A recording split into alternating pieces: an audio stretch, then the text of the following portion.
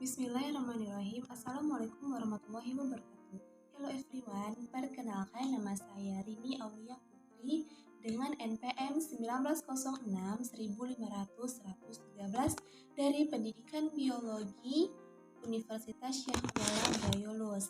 Mata kuliah biologi yang diampu oleh Bapak Iksan MPD. Nah, di sini saya akan menjelaskan tentang fungsi jamur dalam kehidupan sehari-hari. Nah, ini adalah kelompok jamur yang menguntungkan. Yang pertama ada jamur dalam pembuatan makanan, kedua jamur dalam pembuatan minuman, ketiga jamur pembuatan obat atau dalam bidang kedokteran, keempat jamur dalam bidang pertanian, yang kelima jamur dalam bidang industri, dan yang keenam adalah jamur dalam bidang limbah. Nah, yang pertama adalah jamur pembuatan makanan itu oleh jamur Rhizopus oryza. Jamur Rhizopus oryza ini berkembang biak dalam tempat yang lembab, kurang cahaya, dan anaerob.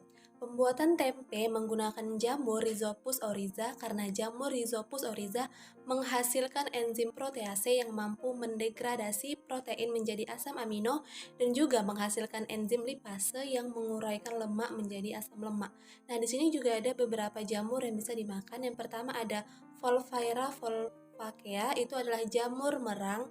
Jamur merang mengandung lemak dan glikogen. Lalu ada jamur kuping, jamur tiram, dan jamur morel.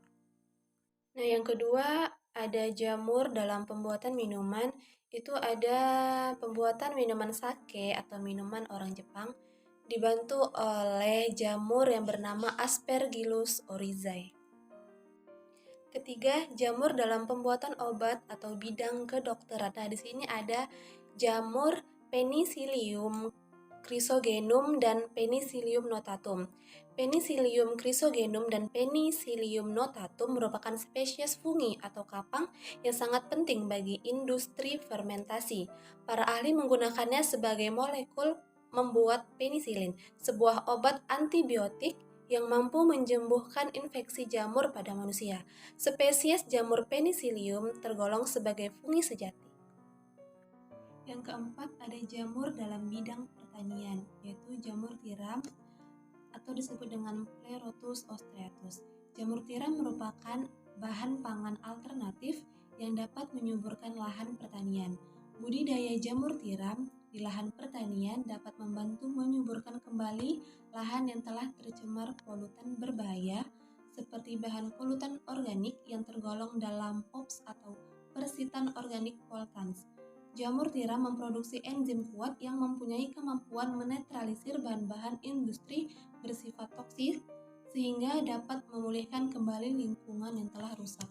Nah, jamur tiram ini termasuk ke dalam jamur saprofit yang dapat mengubah sampah organik menjadi mineral dan dapat menyuburkan tanah. Kelima, jamur dalam bidang industri. Nah, di sini ada jamur Rhizopus nigricans dan Rhizopus nodosus. Jamur Rhizopus nigricans dapat digunakan untuk produksi asam fumarat, sedangkan jamur Rhizopus nodosus dapat digunakan untuk memproduksi asam laktat. Nah, yang keenam atau yang terakhir adalah jamur dalam bidang limbah, yaitu ada Aspergillus niger. Aspergillus niger dikenal mampu menurunkan parameter pencemaran air. Jamur ini memproduksi antibiotik yang berperan menurunkan pertumbuhan bakteri dan patogen serta meningkatkan penguraian bahan organik.